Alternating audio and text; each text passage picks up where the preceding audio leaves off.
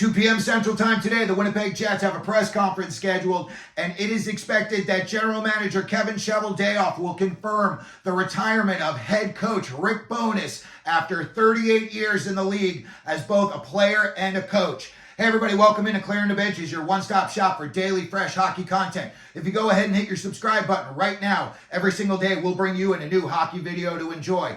Well, if Rick Bowness does in fact walk away from the NHL today, it'll be after 5 decades, and the guy can definitely look back and smile. Let's look at what he did in the NHL behind the bench. He was an assistant coach for 8 different teams. That tells me you've got it upstairs, and teams like the way you coach. And when you leave one team for whatever reason, another team is quick to pick you up. So that tells me, you're going to be a head coach someday, and it'll probably be sooner rather than later. He was only one of 3 head coaches in NHL history to coach in 5 different decades, to go along with Scotty, Bowman, and Pat Quinn. Pretty sure you heard of those two. And as of this morning, if he retires today, he was the last NHL coach that had been coaching in the 1980s that was still coaching today. That is a crazy accomplishment.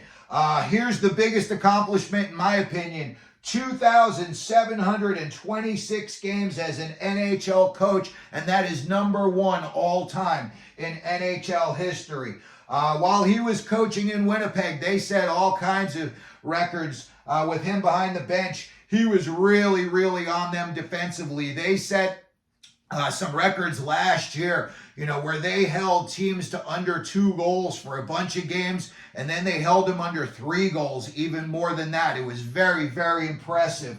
The Jets also set records for most road wins with 25, and they tied their season win total back in 2017 with 52. So he was definitely an excellent coach. During his playing career, he was drafted in 1975 by the then Atlanta Flames. He played for the Flames, the Red Wings, the Blues, and of course the Winnipeg Jets. He played in 173 games. He had 18 goals, 37 assists for 55 points, and a very busy 191 penalty minutes in those 173 games. In 1975, he was also drafted by the rival league, the WHA. The Indianapolis Racers wanted his services as well.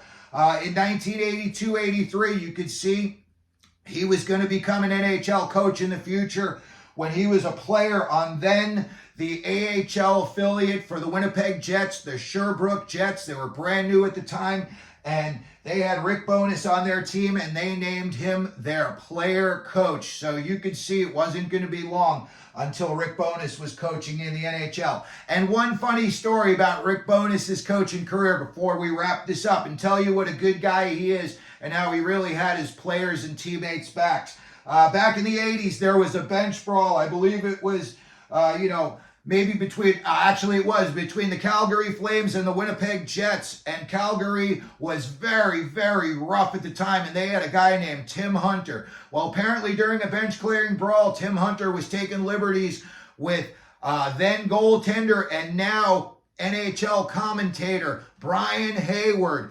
And Rick Bowness, as the coach, had seen enough, and he went over the boards, and he socked Tim Hunter right in the kisser. So that tells me what a great guy Rick Bowness was as far as a teammate or a coach.